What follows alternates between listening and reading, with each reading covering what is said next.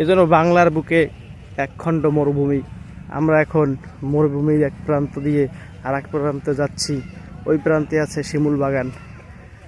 সবাই সেই শিমুল বাগান দেখার জন্য হেঁটে যাচ্ছি। আর এটা মরুভূমি না, আসলে এটা এক সময় ছিল বিশাল এক নদী। সেই নদী এখন আস্তে আস্তে চর পরে ভরে গেছে। সেই নদী দিয়েই মানুষ এখন হাঁটছে।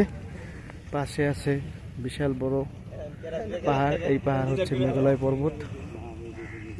এই মেঘালয় পর্বতটা সম্পূর্ণ ইন্ডিয়ায় অবস্থিত। এই যে বিশাল জলরাশি, এর ওই পাশেই যে এই মেঘালয় পর্বতটা, এটা ইন্ডিয়ার, এটা বাংলাদেশের না। এখন আমরা শিমুল বাগানে যাব। শিমুল বাগানে ঢুকতে হলে আমাদের জনপ্রতি টিকিট কাটতে হবে 30 টাকা করে, তারপরে শিমুল বাগানে প্রবেশ করা যাবে। তো বন্ধুরা চলুন আমরা সবাই শিমুল বাগানে যাই।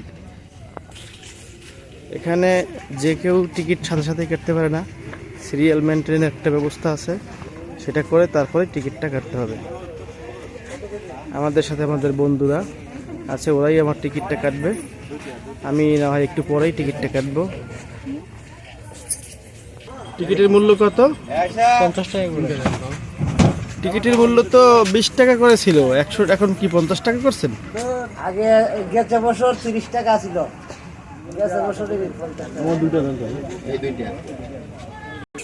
তো বন্ধুরা, আমরা শিমুল বাগানে 50 টাকা জন প্রতি টিকিট কেটে প্রবেশ করলাম। তো ঢুকেই আমরা যে জিনিসটা দেখলাম, এখানে 3টে ঘোড়া আছে, ঘোড়ার রাইড করায়। অবশ্য এখানে ঘোড়ায় চড়তে হলেও টাকা দেওয়া লাগবে। তো ঘোড়া আমি এমনিতেই অত বেশি পছন্দ করি না, দেখতে পছন্দ করি, ঘোড়ার পিঠে চড়ে পছন্দ করি না। কারণ ঘোড়ায় যদি দৌড় দেয়, আমি কি ঘোড়ার পিঠে থাকতে পারবো না পারবো সেটা একটা বিষয়। সুভাষ, তুমি কি ঘোড়ায় চড়বে? আচ্ছা, ও আমার মতো, ও চিন্তা করছে যে এই ভারী দেহ নিয়ে যদি ঘোড়া থেকে পড়ে যায় তাহলে কি হবে। ঠিকই একটা ভালো সিদ্ধান্ত নিছে। আর এই ট্রাভেল শিমুল বাগানের ভিতরে অসংখ্য বেঞ্চ আছে। মূলত এখানে সময় কাটানোর একটা জায়গা, খুব সুন্দর একটা জায়গা।